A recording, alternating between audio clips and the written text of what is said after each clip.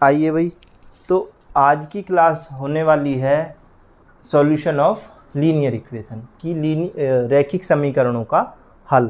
किसका? रैखिक समीकरणों का हल। और ये जो एक्सरसाइज है ना, ये हमारी 4.2 एक्सरसाइज है, 4.2। इसमें पहले देखो, जो थोड़ा सा ब्रीफ है वो मैं बता देता हूँ कि है क्या।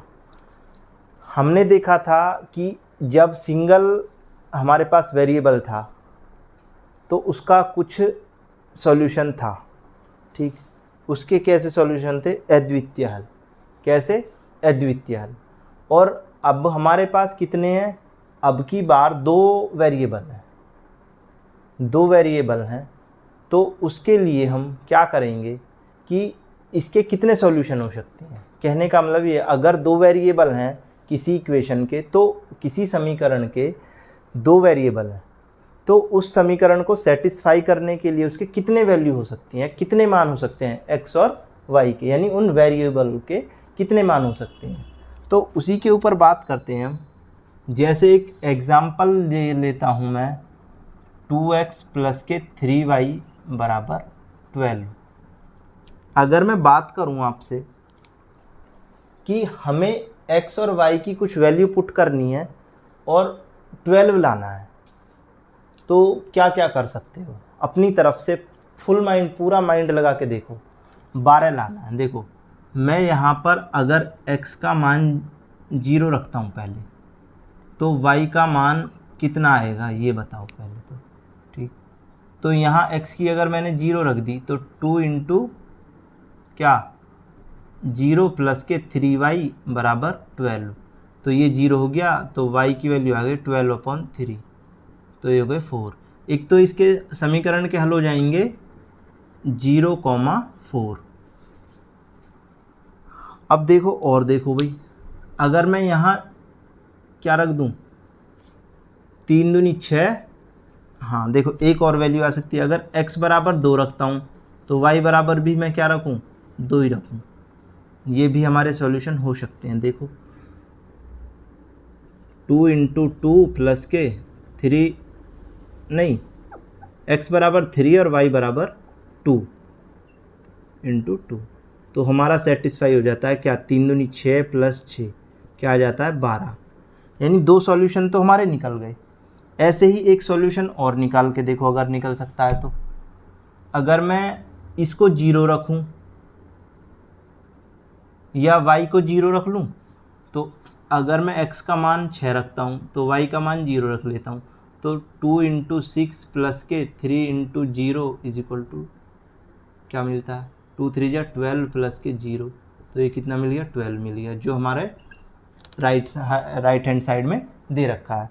तो इसके हमें देखो एक समीकरण के और भी हल मिल जाएंगे। इसके एक हल तो ये मिल गया, एक हल सॉल्यूशन मिल गया, एक सॉल्यूशन ये मिल गया, यानी इसके 3 सॉल्यूशन तो हमें मिल गए। अगर आप निकाल सकते हो इसका एक दो और सॉल्यूशन, तो आप निकाल सकते हो, ठीक। तो इसीलिए जो दो चर वाले रैखिक समीकरण है ना, उनके हल जो होंगे अपरिमित रूप से अनेक हल होंगे। कितने? अपरिमित रूप से अनेक हल। तो हम उसी के ऊपर आज बात करने वाले हैं। कितने? यानी अपरिमित रूप से या इनफाइनाइटली मैनी सॉल्यूशन।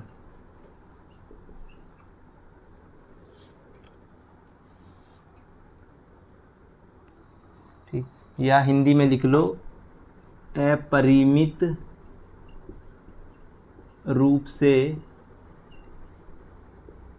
अनेक हल।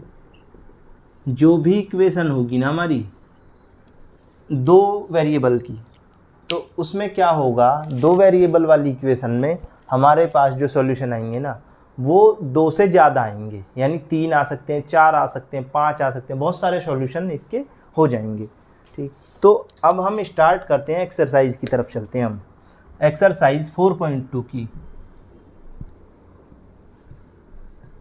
पहला क्वेश्चन इसमें ये दे रखा है, y इज इक्वल टू क्या कुछ दे रखा है, एक मिनट में देख लेता हूँ। क्वेश्चन है y is equal to 3x plus 5, कौन सा विकल्प सत्य है और क्यों? देखिए y is equal to 3x plus 5, question number first, y is equal to 3x plus के 5। तो यहाँ पर मुझे देखो, यहाँ पर कुछ भी वैल्यू डाल लो, y की वैल्यू निकल आएगी, कुछ भी डाल सकते हो तो y की वैल्यू, x की वैल्यू कुछ डालो तो y की वैल्यू निकल के ही आएगी। तो यहाँ पर देखो, अगर मैं x बराबर 1 रखता हूँ तो y की वैल्यू कितनी आएगी, 3 इंटू 1 प्लस के 5, तो ये आ गई 3 बन जाए 3 और 5 8, तो y की वैल्यू आ गई 8।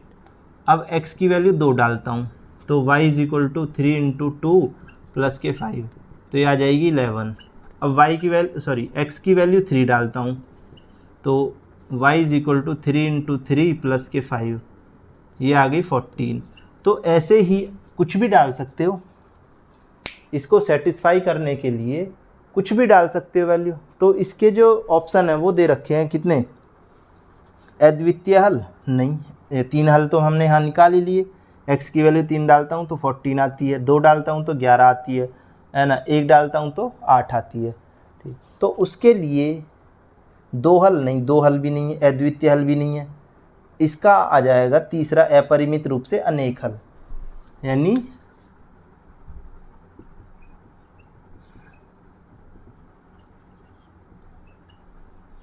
मैनी सॉल्यूशन,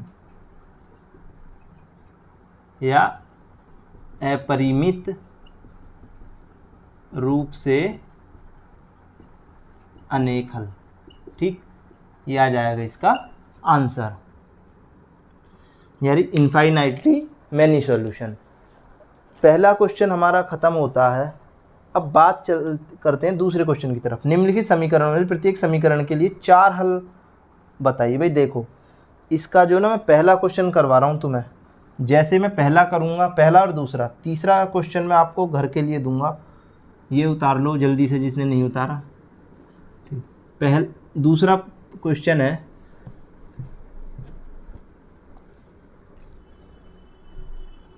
तो भाई इसके 4 हल बताने हैं। 4 हल का मतलब infinitely many solution. 2x plus के y is equal to 3, question number 2 है, 2x प्लस के y इज इक्वल टू 7। तो मैं इसके 4 हल बताने हैं। एक काम करो, 4, 1 2 3 4, ठीक, एक हल यहाँ, दूसरा यहाँ, तीसरा यहाँ, चौथा यहाँ, कोई दिक्कत नहीं है। तो मैं क्या करूं कि x की वैल्यू कुछ डालूं। मान लो x की वैल्यू मैं 1 डालता हूं, तो 2 इंटू 1 प्लस के y इज इक्वल टू 7, तो y की वैल्यू आ जाएगी 5। तो एक सॉल्यूशन हो गया 1 और 5। ठीक, इसका अगर 2 रखोगे यानी 7 आना चाहिए, देखो हमारा कुल मिला के। अब दूसरी वैल्यू रखता हूँ, x की वैल्यू 2 रखता हूँ मैं, तो 2 इंटू 2 प्लस के y बराबर कितना, 7, तो y की वैल्यू कितनी आएगी, 7 माइनस 4, तो y की वैल्यू आ गई 3। तो एक सॉल्यूशन आ गया हमारा 2 और 3, 2 सॉल्यूशन आ गए। x की वैल्यू 1 2 3 डाल दो, 2 इंटू 3 प्लस के y इज इक्वल टू 7, तो y is equal to 7 minus के 6, तो y की वैल्यू आ गई 1, तो ये आ गए 3 और 1। चौथा सॉल्यूशन क्या है, अगर मैं देखो भाई प्लस का वैल्यू डाल लिया मैंने, माइनस की डाल दो कोई दिक्कत नहीं है, या माइनस का मान आ जाएगा कोई दिक्कत नहीं है। x की वैल्यू 4 डाल दो, 2 इंटू 4 प्लस के y इज इक्वल टू 7, तो 8 प्लस के y इज इक्वल टू 7, तो y is equal to 7 minus के 8, तो -1 आ गई y की वैल्यू, तो एक आ गई 4 और एक आ गई -1। ये इसका पहला सॉल्यूशन, ये दूसरा सॉल्यूशन, ये तीसरा, और ये क्या है चौथा। तो ऐसे ही जैसे मैंने ये क्वेश्चन किया है ना, ऐसे ही सेम क्वेश्चन सेकंड क्वेश्चन है। ठीक, थोड़ा सा पाई को लेकर पजल मत होना, क्योंकि पाई का भी कुछ ज़्यादा मैटर नहीं है। मैं करा देता हूँ इस क्वेश्चन को, यहाँ तक इसको नोट डाउन कीजिए, स्क्रीनशॉट ले लो। जल्दी हो जाएगा।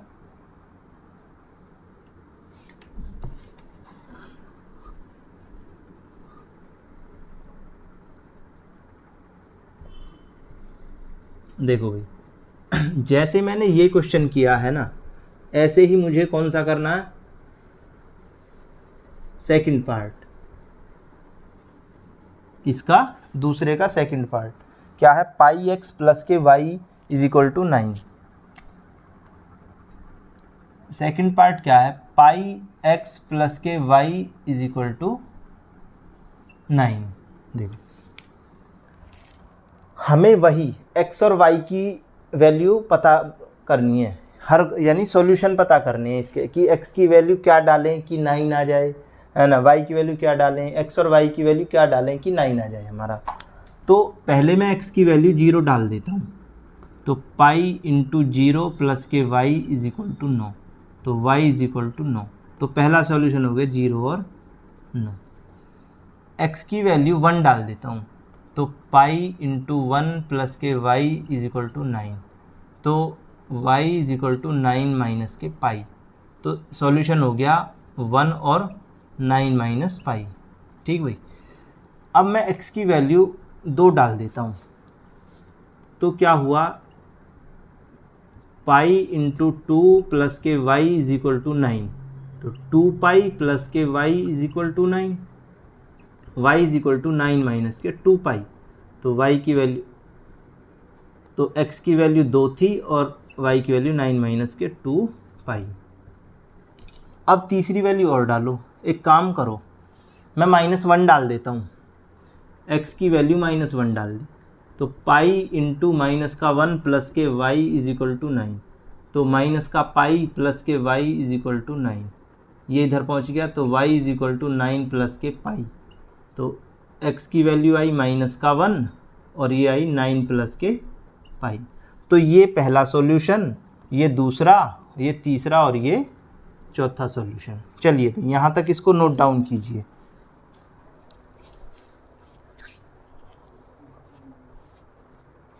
इसके बाद मैं चलता हूँ थर्ड क्वेश्चन, इसका जो दूसरा पार्ट है ना वो खुद करना। बताइए कि निम्नलिखित हलों में से कौन सा समीकरण x minus 2y is equal to 4 के हल हैं और कौन सा नहीं। देखो इसमें क्या है, हमें x और y की वैल्यू डाल के देखनी पड़ेगी। ठीक, तो क्या करें, अभी कर लें या कल करें इस क्वेश्चन को, बताओ।